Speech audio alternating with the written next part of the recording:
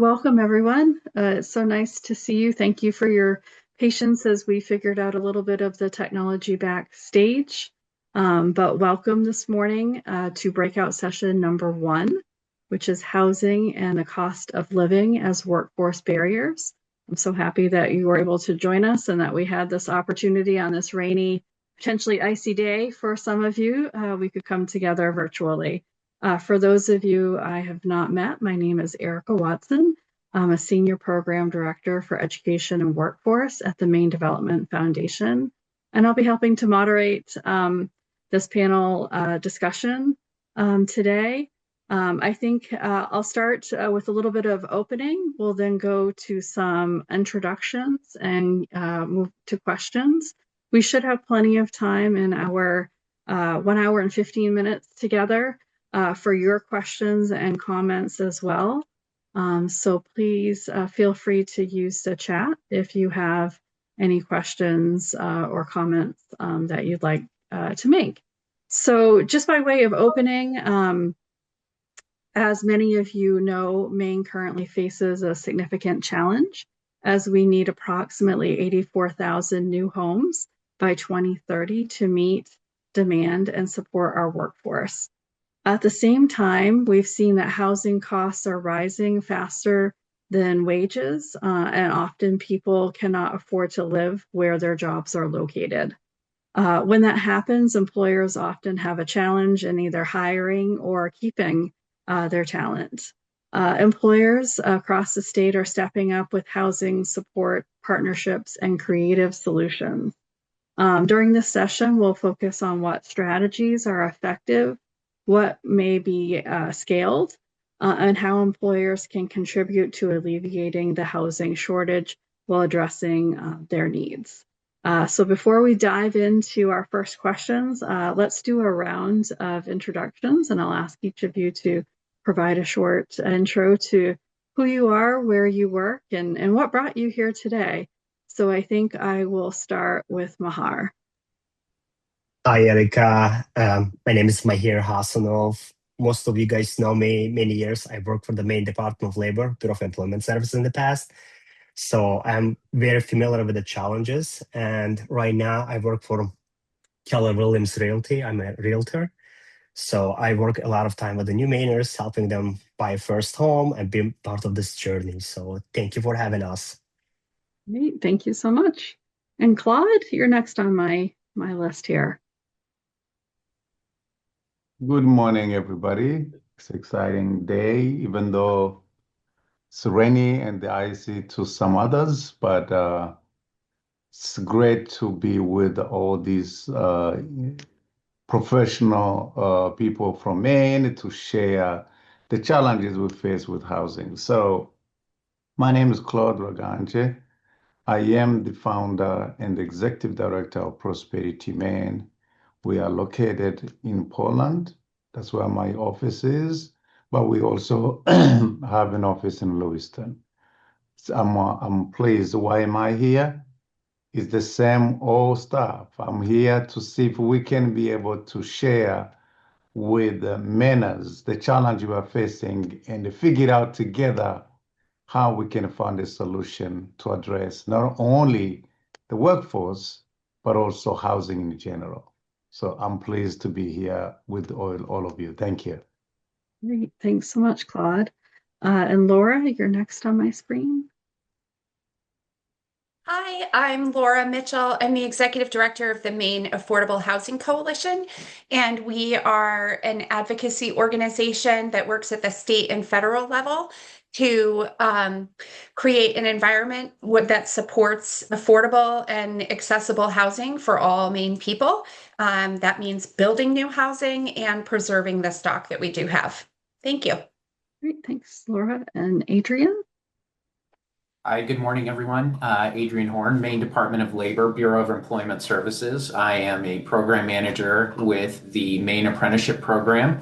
And the reason I guess I am here is because I believe in apprenticeship as being the key cornerstone to solving economic mobility and providing the financial necessity for long-term both career growth and community growth which is what impacts our communities and housing. Thank you for having me. Great, thanks so much. So we'll dive right in with a round of questions around some of the major housing development projects that we see in the state right now. This question will be for Laura and Mihir.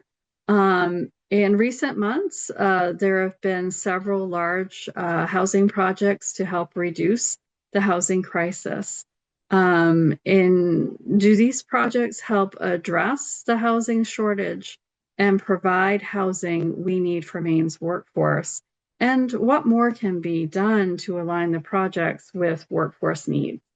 So Laura, let's kick that off with you. Yeah, I think over the last, 8 years, the state has made significant investments in building affordable housing, over $300 million. That's more than what has been done in decades, basically.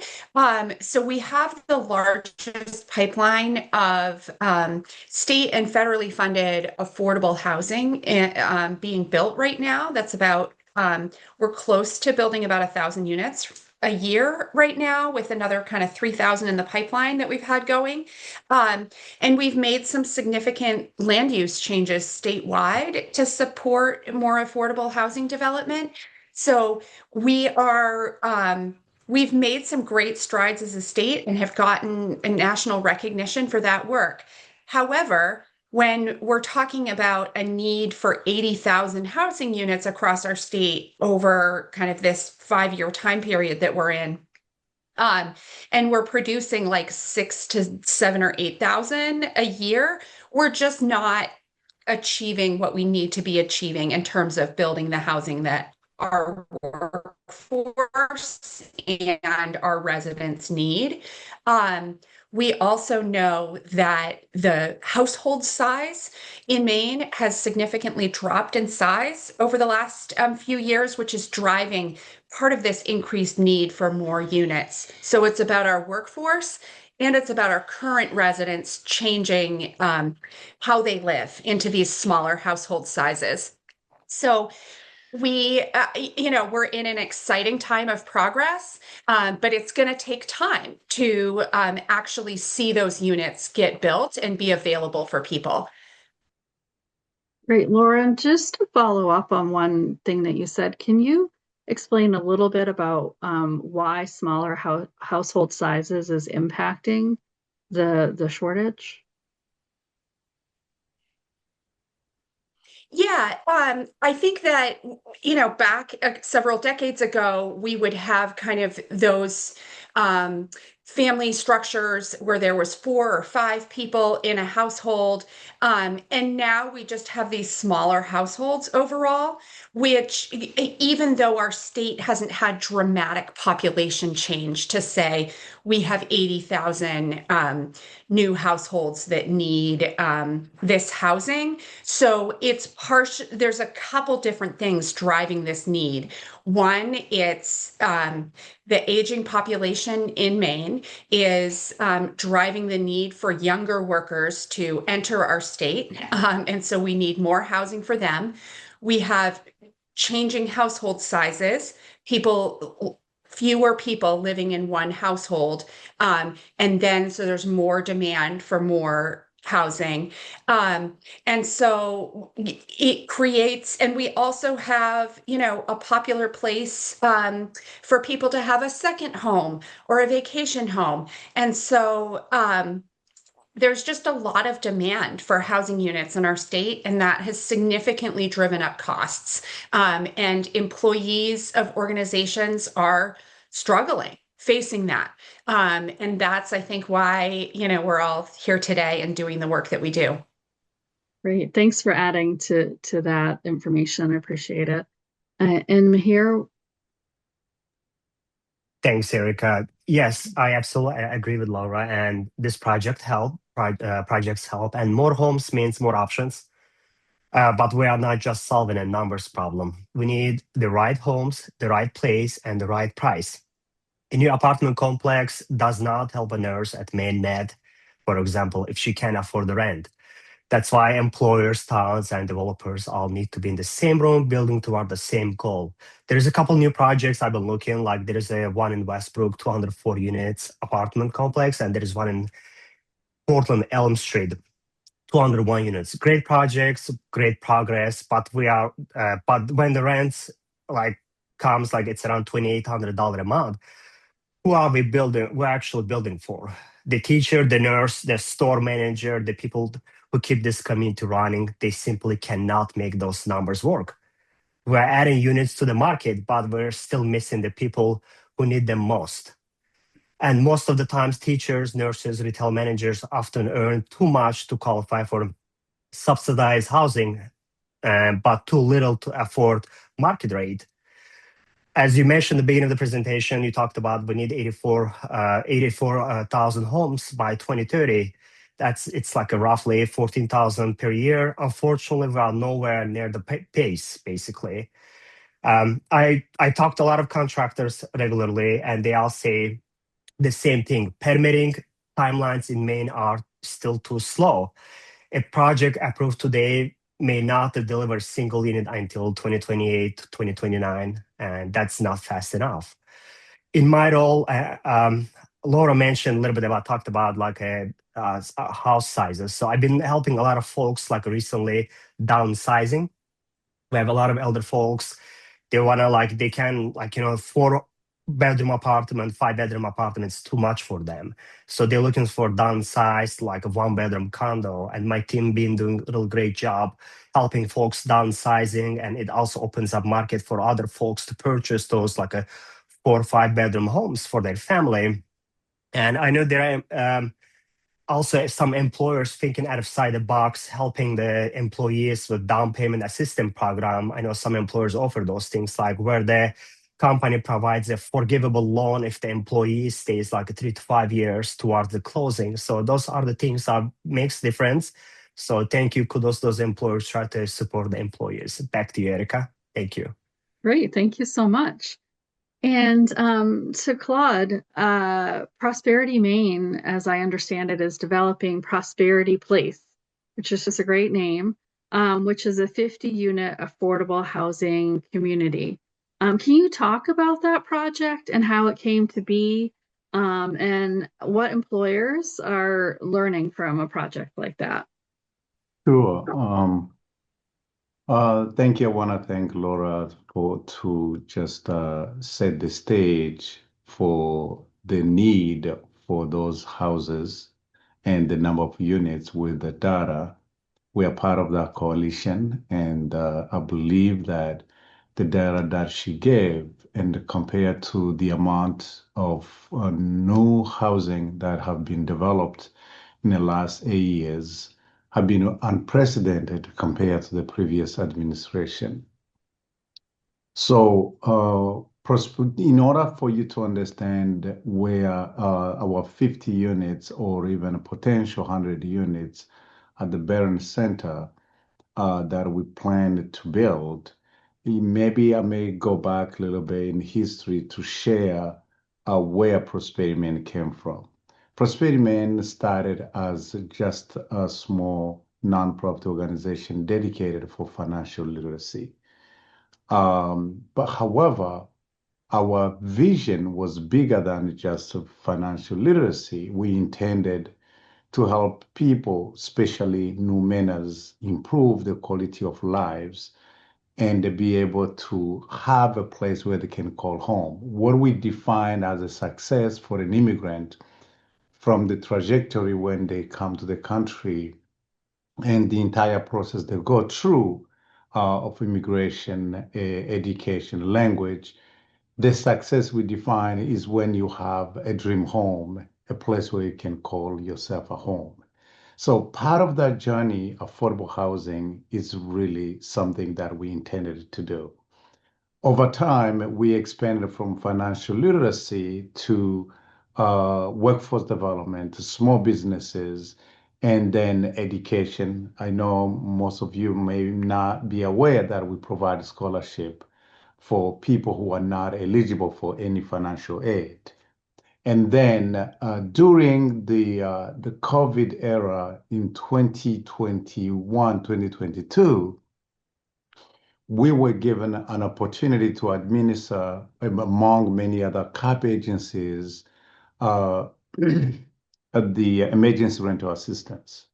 That's when we realized, oh my gosh, this is a big need for all of us in a community. In a single month of August 2022, in our small office in Poland, we had 1,001 person walking in a building looking for help on housing, either looking for rental, emergency rental assistance, or looking for an apartment to rent. And during COVID, it was very hard for them to find those apartments or even get any assistance. So you may recall, all of you who are on a panel, that we started using the hotel to place people there because there was not enough apartment during COVID. So it was depressing for Prosperity Men, helping a large of number of people. Then we started exploring how can we be part of the solution instead of just us sitting and watching what's happening. We know that there is not enough funding, as Laura mentioned. Even our project should have started this year, but it was a delay because of funding. At Main Housing, there were maybe over 20 projects that needed funding. Unfortunately, only 6 or 7 were able to be funded, and we were number 1 on the list, on the waiting list.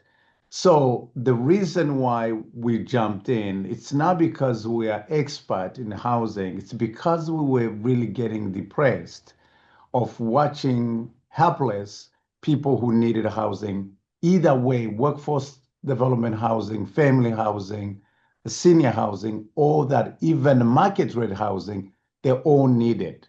So, but in order for the people we serve and the support to be able to move it into other area, they need even a break, because if you look at the cost of an apartment now, it's costing them more than 50% of their income in order for them to live.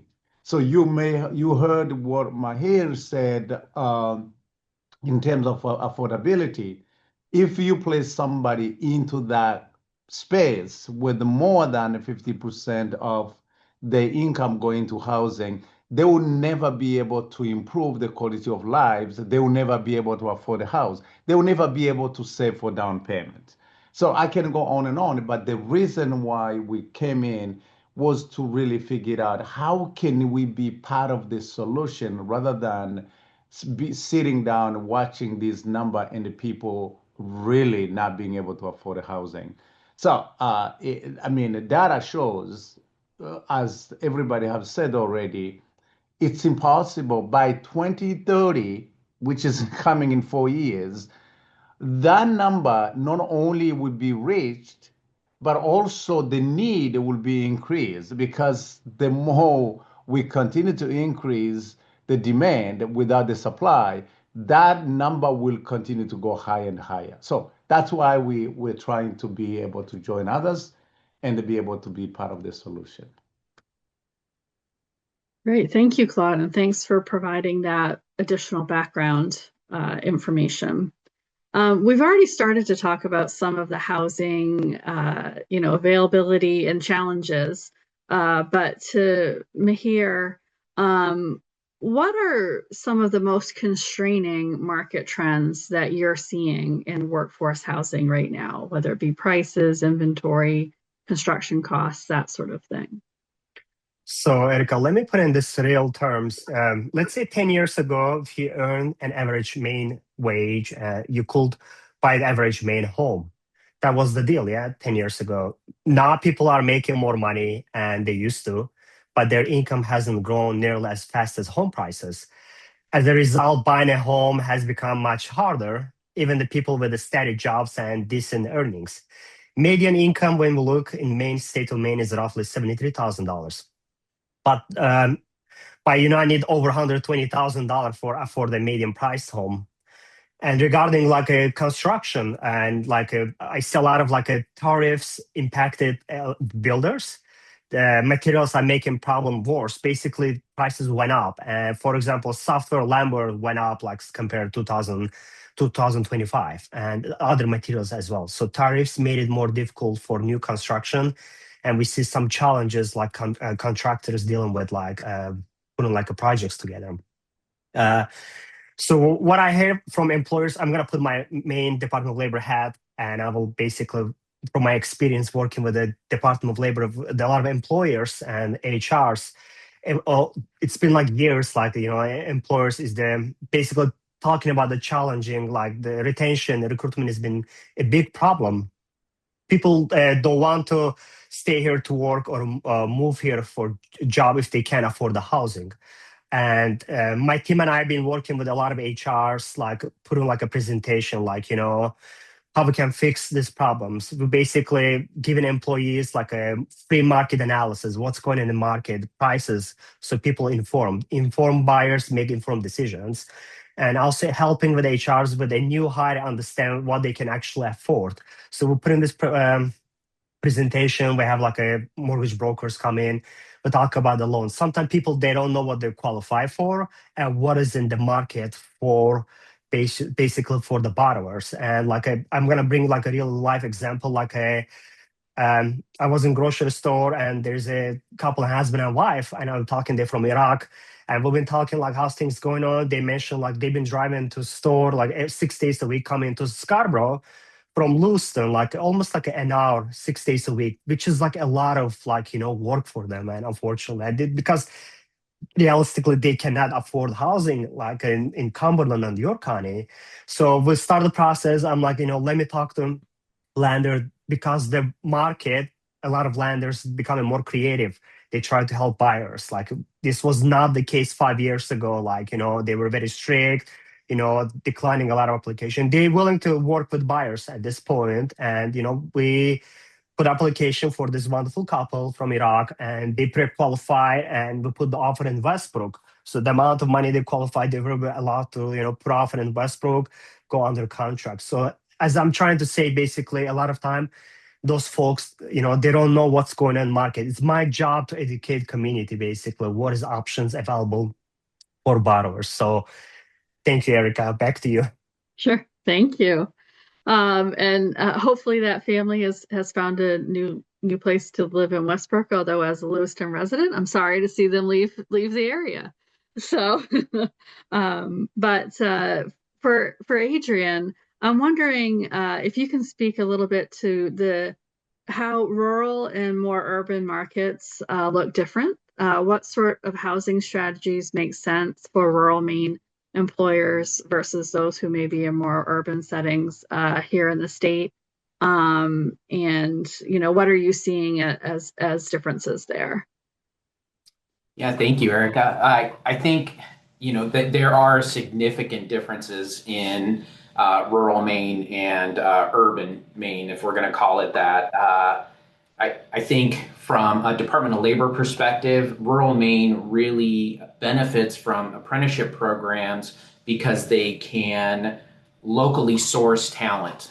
And that locally sourced talent kind of plays a double kind of force multiplying effect. One, they don't have to bring in external talent that puts housing pressure in the local area, which is a pretty significant help for an area that is arguably rural and doesn't have the housing stock that would be necessary to bring in external talent and then give them a place to live, right?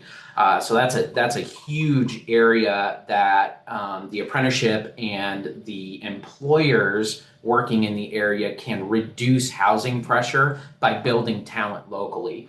The other piece that it does from a rural perspective is that without question, apprenticeship increases wages pretty exponentially, actually, compared to many other options for advancement within a career. Apprenticeship kind of hits a really interesting area where it allows you to earn and grow talent while they are making money to support a family and a community, right? And then at the end of that apprenticeship, because of the wage scale, they are now able to afford more because a part of registered apprenticeship, actually a critical part of registered apprenticeship, is the ongoing wage scale, where you develop a programmatic way of increasing wages throughout the apprenticeship that guarantees the apprentice an opportunity for more money. It's not a theory. It's not a, oh, maybe we'll give you a pay raise. It's a, no, you must program this pay raise. You must program these increases in wages into your apprenticeship to make sure that there is an economic benefit to that rural apprentice or employee. From the urban side of the house, and this is the kind of the force multiplying effect, is the urban areas give us the ability within Maine to leverage scale. Larger employers with larger employment pools, bigger talent programs, and also larger influence within legislative and political spheres allow us to use their economic power as large employers within these urban areas to align housing partnerships, workforce designated units. But in both cases, whether it's rural or urban, you have to have that alignment. And I think Mihir really kind of showcased that alignment, for this couple in Lewiston. We forget that couple in Lewiston, and we'll just make a few assumptions, probably has kids. So now there's a pressure within the childcare sphere because they have an additional 2 hours a day where they can't pick up their kids. And that creates additional pressure for childcare providers, which creates additional monetary pressure on the family. And it's kind of in the worst areas. If you assume that they have an early morning commute and a late evening commute from work, that's where childcare providers really struggle to keep the kids engaged in those hours, and they're really trying to get back to their days after supporting families with childcare throughout the day. So hopefully that helps. Back to you, Erica. Well, great, thanks, and thanks for adding that sort of broader context there. For Laura, I was interested. It's my understanding the Maine Affordable Housing Coalition has developed a gap analysis tool for Maine's housing needs. How can employers use data to target their workforce housing efforts? Yeah, I think it's really important to understand the income kind of swaths that you're trying to the needs that you're trying to address for your employees. The way that affordable housing works is looking at incomes based upon the area median income, or the AMI. And so knowing where your employees are within the percent AMI, the percent of area median income. So is someone earning 100% of the area median income, which in like Cumberland County is like 95-ish, but is 60 something in the Bangor area. Knowing that stuff is really important because that drives the type of housing that's needed for the workforce. And so there are some employers looking at that have now said, we need to actually help develop some housing that is affordable at those levels. And so Bath Iron Works has done some of that work, partnering with developers to build housing that's going to be, they've provided some funding or land to help make that happen, pull down the costs, and then be able to offer it at affordable levels for their employees. And so there's lots of creative ways that employers can be understanding their workforce, what their needs are, where the gaps are for housing within that workforce, and then how can we work on fixing that? I think what is sometimes missing is the advocacy voice of employers within their own towns where a lot of housing decisions are made, right at the local level within planning boards and councils, to show up and say, housing is extremely important in this community because it's impacting our business and our workforce. And this is the type of housing that our employees need.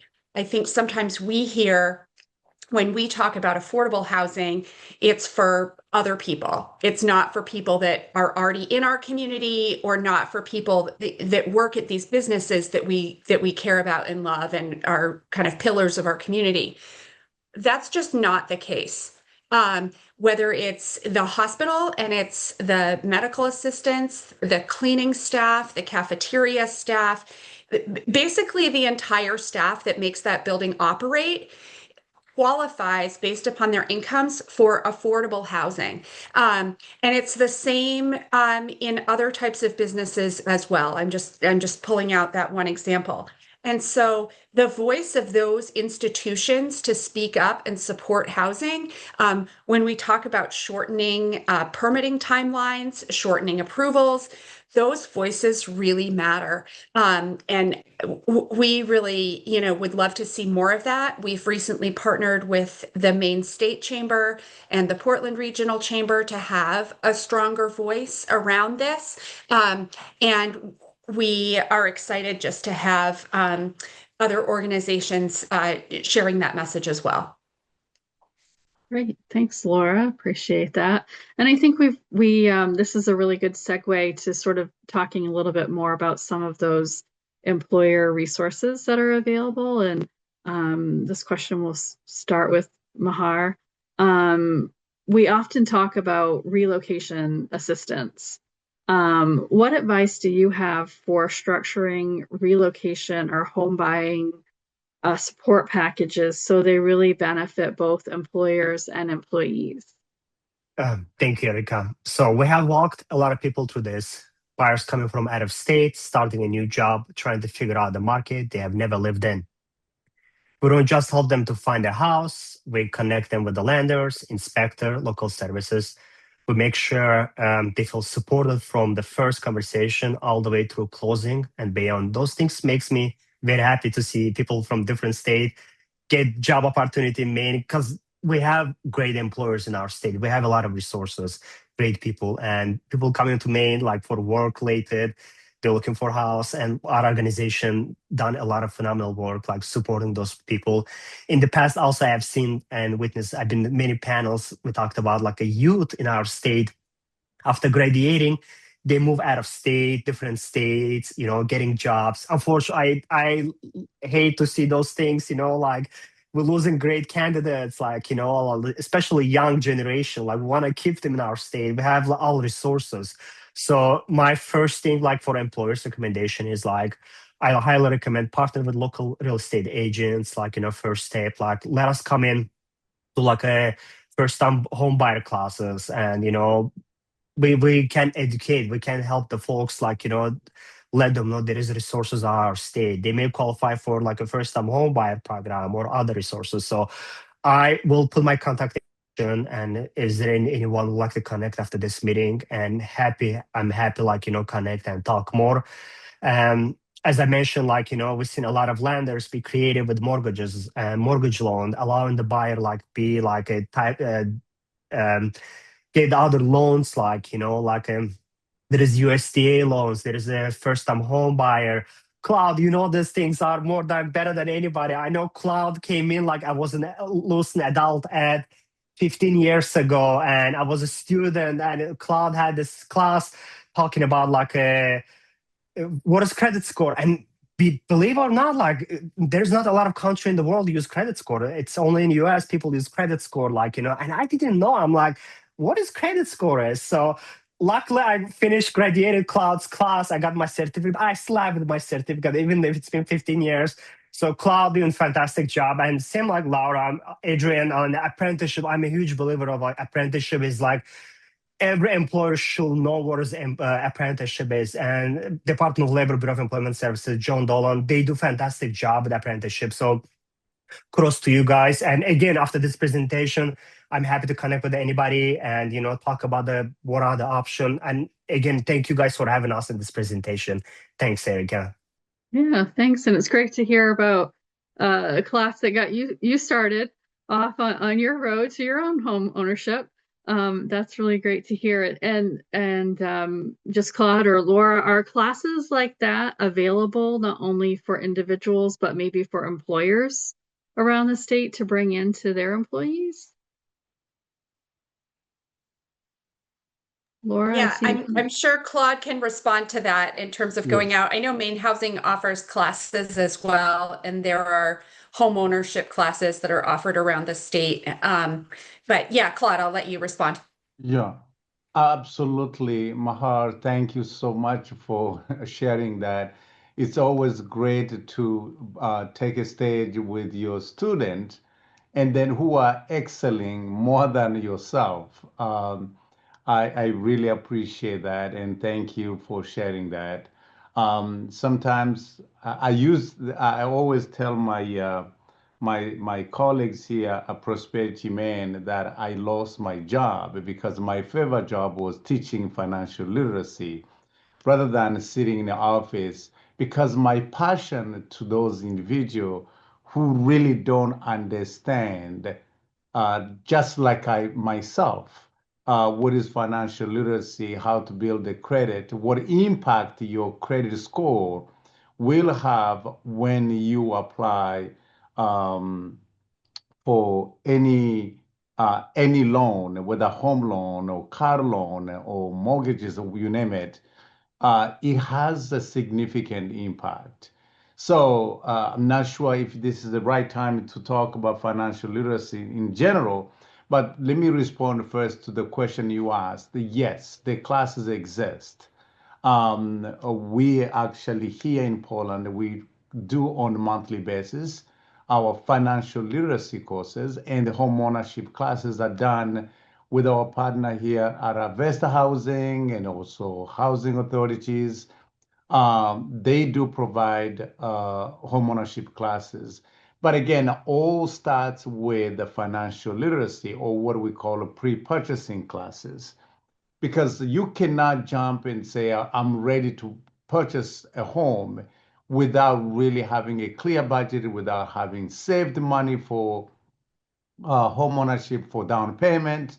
So it's all started there. Let me go back and say, when I came to this country, just like Mahar said, I was not aware of anything about credit score. And the matter of fact, the reason why I started this organization is because I messed up with my credit. I co-signed for 3 individuals because they wanted to get a loan and they couldn't get a loan. I don't even know how, in God's sake, that I was able to have a good credit in myself. But I co-signed for 3 people, and one of them did not even make a single payment. And I didn't realize when I saw a bill coming my way that I owe somebody money.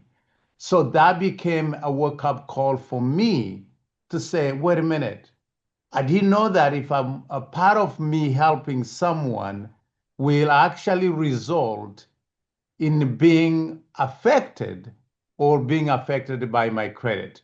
And the first time I heard about the major credit bureau, Equifax, TransUnion, Experian, it was after the facts, after I have made mistakes, and after seeing that my score were being affected, and I couldn't even be able to get any loan because now I'm on a collection.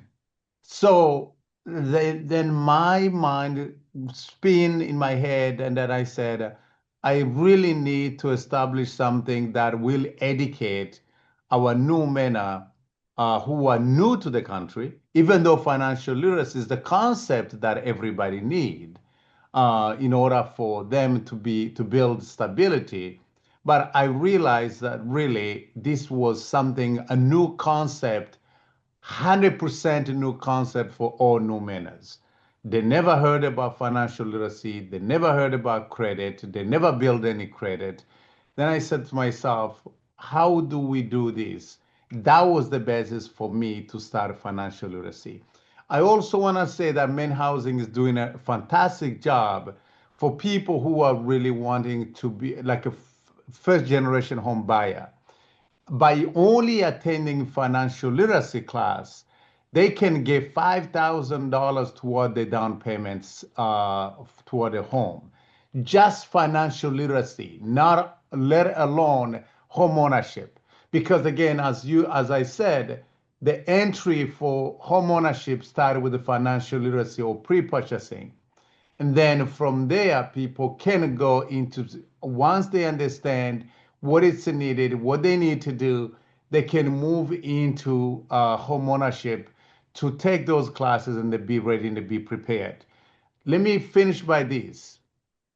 If you have, again, I want to emphasize the issue of a credit score. If you have a bad score, and you have somebody else with a good score, both of you go to purchase a vehicle with the $10,000 or $15,000. One with a good credit score might pay an interest of less than $1,000 over the term of the loan, especially when those interest rate was very low. But somebody with a bad credit might even pay 5,000 more. So it costs, we're trying to figure out affordability, but at the same time, you already put yourself in an unaffordable space, which you cannot afford if you don't have a good credit. So we teach financial literacy not only here in Portland and Lewiston, but we do now our classes online. If you go to Prosperity Maine, we do have financial literacy via Zoom or webinar like this because we want to take this financial literacy where people are rather than now we've seen actually people who are in Bengal taking our classes, which they never had when we only offered online live classes here. So yes, financial literacy is still needed. Homeownership is needed and it's being done. People need to learn rather than wake up one day and say, oh, I'm ready to buy a home without knowing the step that they need to go through. Thank you. Thank you for Thank you, Erica. answering the added question. So for Adrian, and the employers that you've been working with, how can employers incorporate the broader community and the cost of living challenges as they're working through their workforce housing solutions?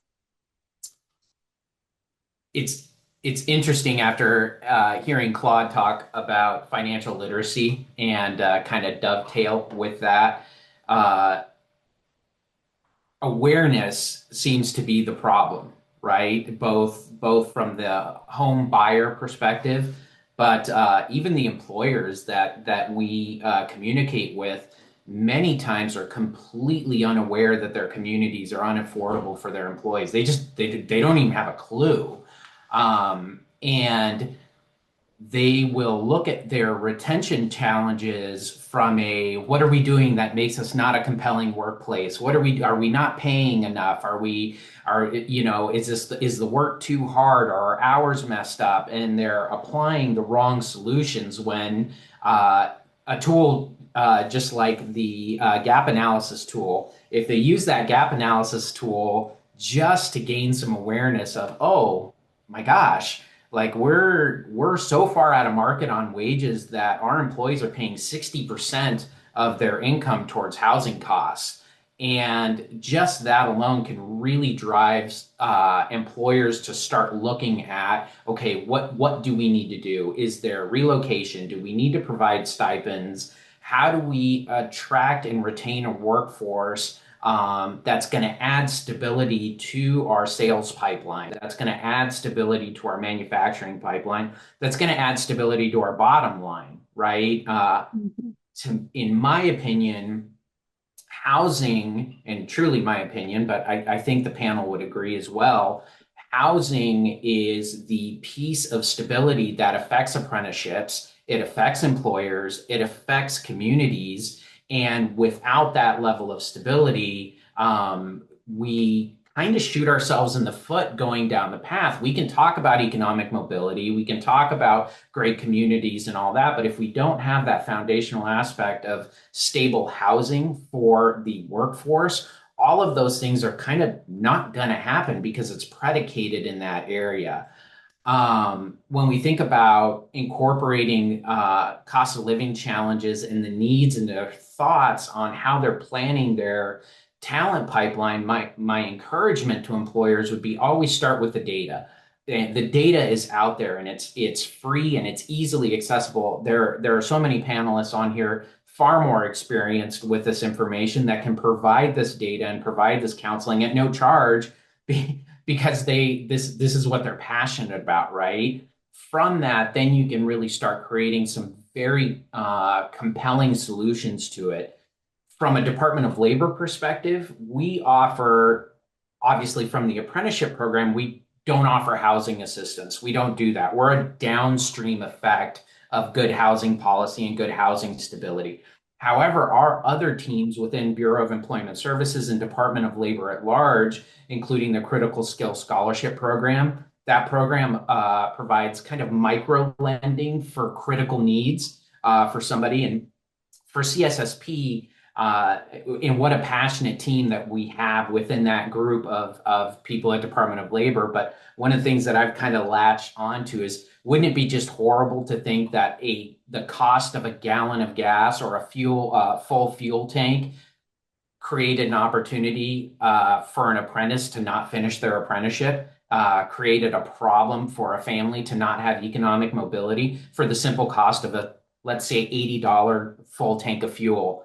And those are the kind of stability issues that those programs support, whether it's CSSP, which is the Critical Skills Scholarship Program, or the WIOA Act, which is an old act that we bring in and has been modernized, but also provides funding. The problem with both of those areas, and it has kind of been brought up already, is the kind of income stratification. We do really, really well at the bottom, and we do kind of well at the top where they no longer need our support. But it's in between that strata of employers that don't qualify, or employees that don't qualify for these grants, funds, supportive, income that needs to get them to that level. How do we address that need? And I really think that falls upon the employers to realize, I have an employee that isn't going to qualify for subsidized housing or any of these subsidies, but I also have an employee that doesn't make enough. So I, as an employer, need to take responsibility for the well-being of the benefit that they bring to my company and say, this is what we're going to do for you in regards to, we're going to partner with, we're going to do this, we're going to work in these areas to get you to that point where you no longer need subsidies, but you can't afford what you are living in. Hopefully that's helpful. Great. And yes, Laura? Yeah, I just saw a neat thing. Sargent Corporation, which is a large construction company, actually takes their new employees to the grocery store and shows them how to buy breakfast and lunch on a $50 budget for the week. And I just was like, that's so cool. Like, employers don't need to, the information about it was basically like, we don't need to complain about where the skills our employees are walking in with. We can actually teach them and empower them and provide them the skills, because all of these cost of living issues add up. Housing is the biggest one. It's kind of the behemoth cost in someone's budget, but the cost of food, the cost of gas, the cost of all these other things add up. And if you can keep some of them within budget, the whole package starts to feel more manageable. And there's a fun kind of and impactful role that employers can play in supporting that. Great. Well, Laura, I think you were just making the bridge to our next question, which is for you. So that's convenient. What are some of those innovative housing models, such as tiny homes or accessory units, that you are seeing gain traction in Maine? And how can employers help to pilot these models? I actually had to look up what accessory unit meant for housing. So if you want to define that, that would be great too, in case other people don't know what that means. Yeah, so accessory dwelling units or accessory units, or they're frequently called ADUs for accessory dwelling units, are either an attached kind of basement apartment over the garage apartment, or detached housing unit that people can add to their properties. And policy that Maine has passed allows any single family property owner to add one of those to their property. And so that was a big statewide change that was made a few years ago. And it is the type of thing where an employer could offer some type of incentive for their employees to add those on, and maybe an additional incentive if it was rented to another employee. There's lots of different things that organizations could do. I think what we see more are businesses kind of working with the developer to develop some type of housing units, whether it's multi-family or single family condos, and then the developer can rent those out at affordable rates to those employees. So I think that's the type of thing that is probably building the most traction right now in our state. The accessory units is more about the individual owner deciding to add that to their property. And I think also employers can work with their towns. A tool that towns have is what's called a TIF, or a tax increment financing tool, that can help lower the cost of developing housing. And then the housing can be offered at rates that are affordable for employers. Deciding whether to offer a TIF is a decision that a town council needs to make. And again, like, employers' voices in those conversations are critical, because a lot of those conversations can be driven by one person that happens to show up and say, no, I think this is a bad idea. And it can sway the whole conversation. And so I really think that that's a critical role that employers can play in their communities, and reaching out and connecting with the builders and developers in their community to either launch one of those partnerships or better understand what the forces are that are slowing construction in their community, what's driving costs. Education is a big part of this. I think people can get, within their lane and not understand that they really can be playing an impactful role if they understand the market better and the needs of their employees better. Great. Thanks, Laura. I appreciate that. In terms of our next question, I think I got us ahead of ourselves, Claude, in talking about the importance of financial education and support for home buyers. And I think we've touched upon how employers could connect their employees to these types of financial aid, education types of classes. I was wondering, Claude, though, are you able to speak to any specific considerations for immigrants and refugees when it comes to buying a home that may be specific to them?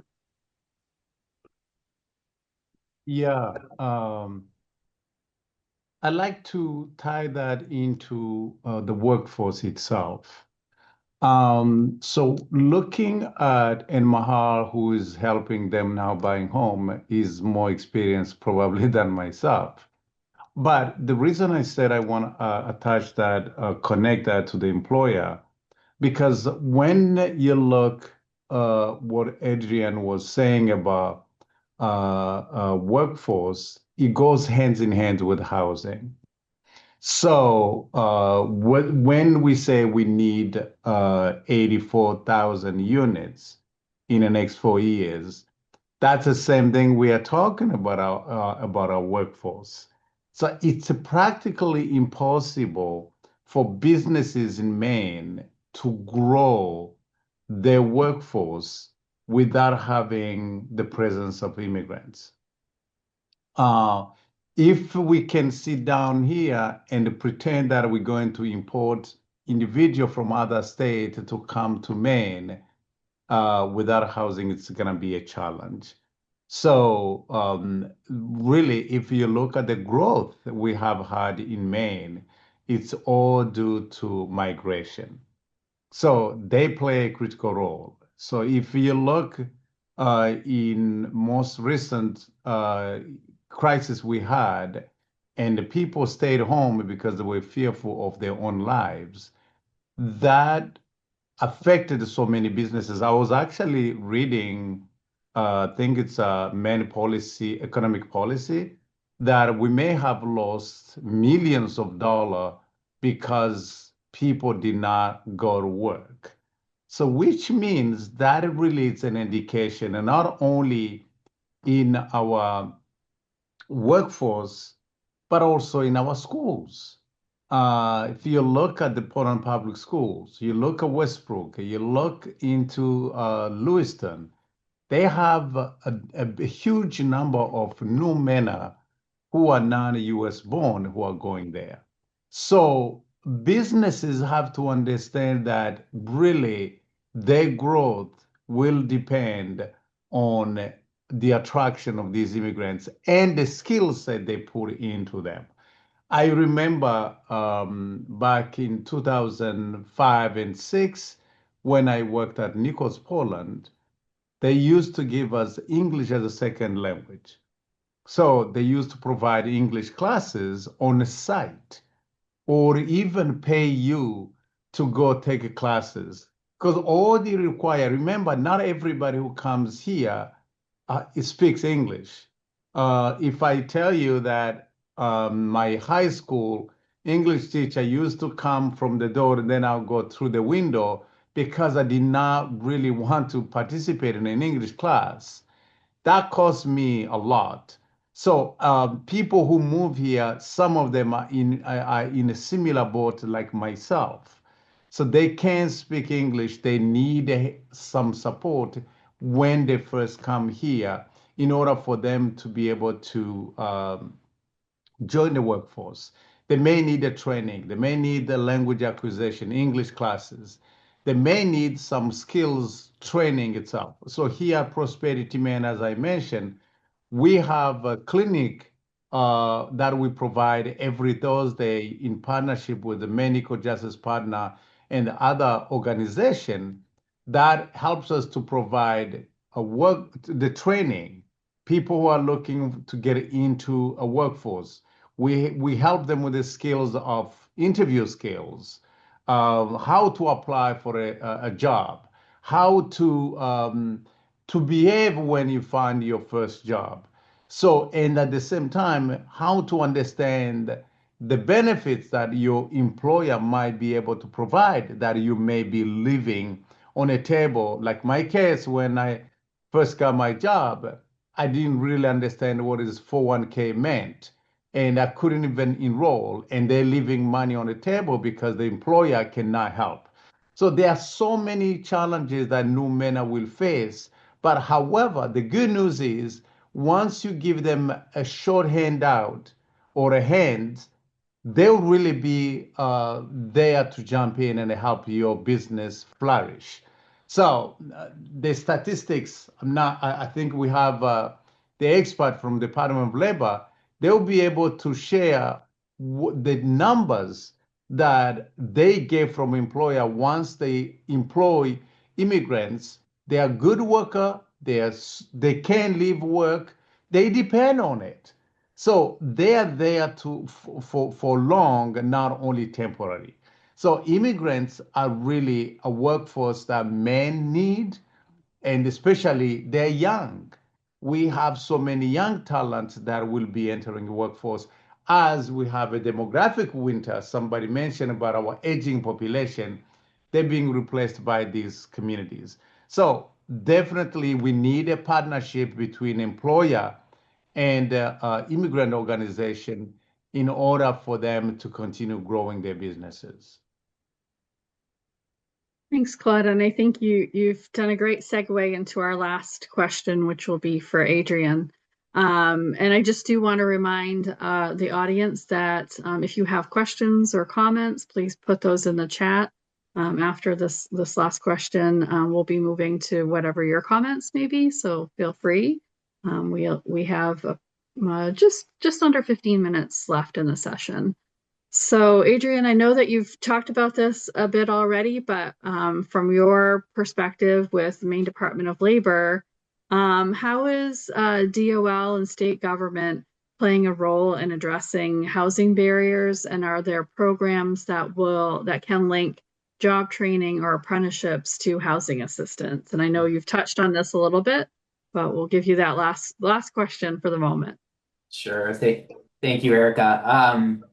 I guess I'll be bold a little bit, and hopefully she doesn't come down on me. But Commissioner Fortman really inspired me by making a statement, and I think this kind of answers the whole question in this one statement. She said, "There's no wrong way to engage with state government.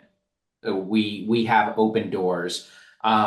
So how does that apply to addressing housing barriers? Well, the Department of Labor doesn't address housing barriers, right? But we do have partnerships and connections and people that we know that we can refer out to. And I think from Commissioner Fortman's perspective, that's exactly how we do it. We do it as an ancillary. We do it as a convening agency. We do it as somebody that cares about the people of Maine and doesn't take the, I guess, stereotypical kind of government role of, well, that's not my job, that's not my division, we don't work on that. The correct answer is there's no wrong way to engage with us, and if I don't have the answer or the resources, then I will find who does. And that really comes from the commissioner level all the way down through our entire department. And I know that goes throughout state government with our partners at Department of Economic and Community Development, DHHS, Department of Education, all of the departments, I believe, and it has been my experience that they all subscribe to that idea that there is no wrong way to engage with state government, and we will figure out what the next steps are as we go. Now we kind of move away from that, I guess, inspirational view to the reality. Yes, there are absolutely programs that link job training and apprenticeships to housing assistance. However, I don't, in my opinion, believe that they're comprehensive enough or durable enough to truly address what an apprentice has to go through. If you think about an apprenticeship from just its most basic perspective, it's at least a 2,000-hour program that also requires about 144 hours of technical instruction. So what does that mean to the average person? That's about a year of your life invested into an apprenticeship. And many of these kind of housing barrier programs that we can connect to don't address a year's worth of housing. They don't address a year's worth of need, right? It's a quick in and out, like, well, you can't pay your rent next month. Let's figure out how to help you with that, right? Well, you still have another 11 months of rent that you have to pay to be a successful apprentice. So while, yes, the programs are there, they are fragmented. And I guess, as in all cases, we don't have the funding to be able to provide these long-term solutions.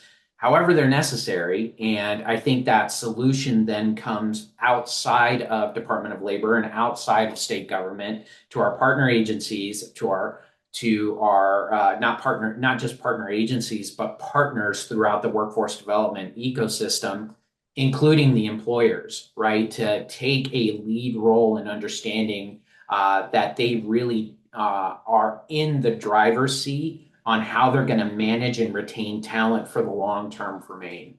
So that would be my overly bloviated answer to the question. Well, thank you, Adrian. So if anyone in the audience has any questions, I don't see any yet in either the chat or the Q&A, but if you do have any, please feel free to enter them into the chat, where we do have just over 5 minutes. I would invite any of our panelists that I know we've talked about a number of resources. So if you have any that you'd like to share in the chat, feel free to do that as well. Oh, yay, we have a question.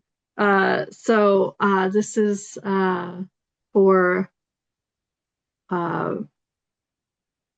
Maher. I would love to hear more about your partnerships with HR leaders for staff education regarding the housing market. And that's from Serena. That's a great question, Serena. So my team and I will put we have also like a team up with the mortgage brokers and lenders, put a presentation with the employers, and we'll connect with HRs and explain like what we can do for employees. They usually put a group of like, sometimes it's 20 people, sometimes it's 5. We'll come in, we'll talk about the first-time home buyer classes, like what we can do, and resources. We met the clients, customers, whatever they are. There's sometimes folks, they have to build credit, as Claude mentioned, like, they start from scratch, they don't have credit score. And there's a sometime like there is a 2-year they have to provide tax return. But as I mentioned at the beginning of the presentation, there is some lenders are very creative. So we had the situation in case from someone moving to United States, like they had a job, they working here, transfer the job, and they had all the paperwork. Their lender were able to accept their income from their country as like part of 2-year tax return, like, income verification, and count like 1 year, like a income from United States, and combine them together and approve them for the loan. So as I mentioned, the lenders are very creative right now, trying to figure out outside the box, like, how we can help the buyers achieve their goals. So if there is a way I can put my information on the chat, and I would love to give you my email address, we can connect after this presentation, and I'm happy to schedule like a presentation with you, come in and support your employees as well with the resources we have. I hope I answered the question. I think so, yes. And it's great to know that there are resources out there we might not think of, like working with our local realtors and such, that can provide this kind of service. I do see another question from Phoenix, and I think Laura is answering that by typing an answer perhaps, but are you able to say a little bit more about the gap analysis tool, or put a link in the chat perhaps? Yeah, sorry, my connection is a little funny right now, so I was trying to pull up a link to it. There's a research report on our website that provides more information on it, but there's actually a Microsoft BI tool. You have to download Microsoft BI if you don't have it yet, and it compares the income levels with where there's affordable housing in Maine.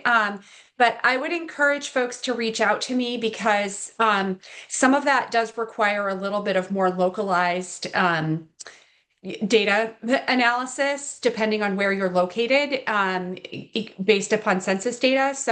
But I'm happy to work with folks on that if they want to reach out or connect them directly to gather that information for their community. Great, thanks, Laura. So you're a great resource for people to go to around that tool. And then I think our last question from, there we go. As we know, home buying is still inaccessible for many. How can we support lowering rent costs and enforcing rent control?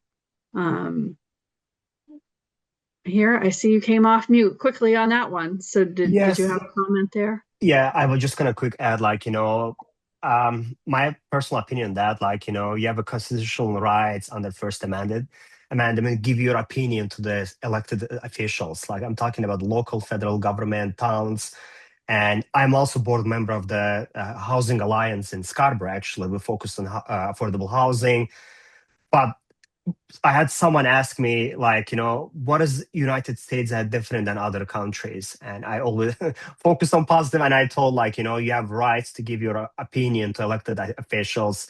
about the challenges. So let the people handle those challenges. And I know it's been abroad, like it's been challenged all over part of the Maine, most of the Cumberland County and your counties.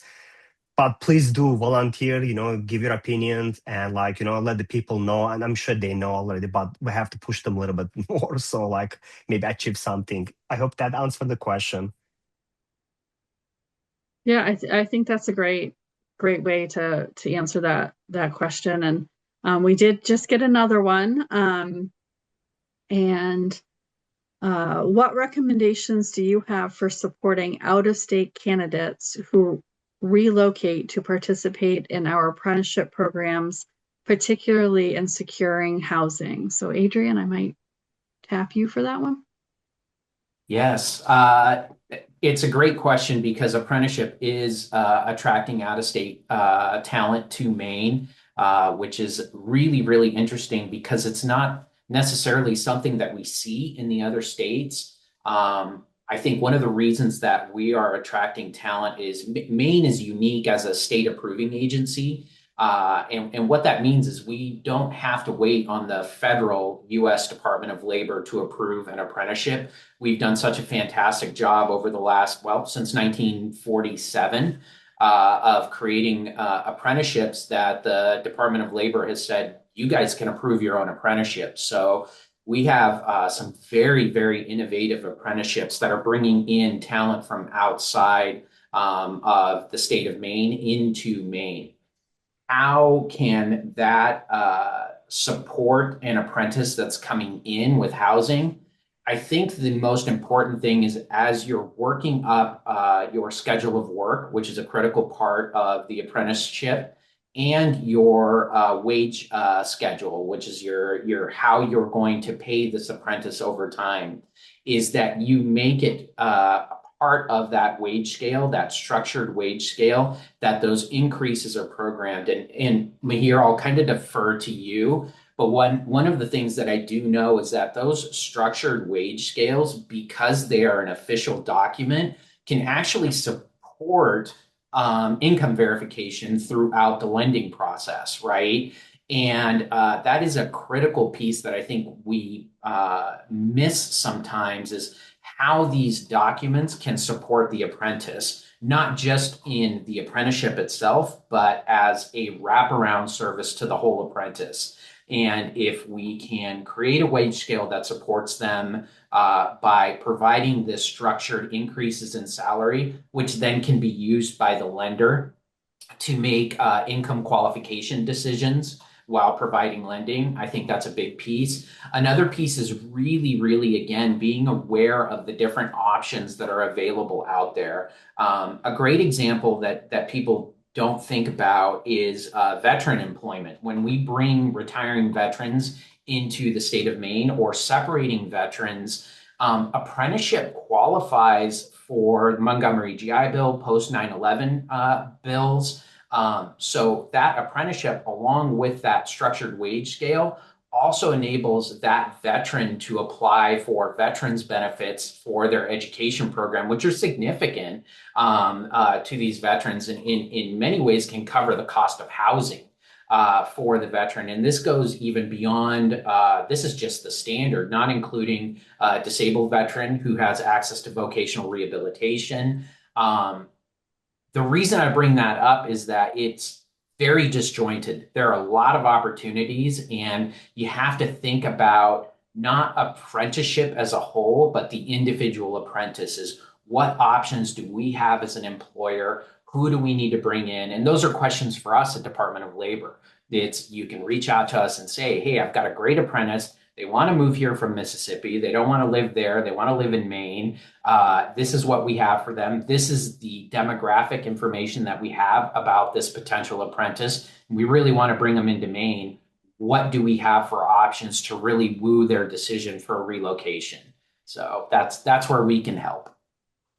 Great. Well, thank you so much. I think that might have to be the last word. I'm going to guess that something may have happened to Laura's internet connection. So I can see she popped out, probably not by her own choice.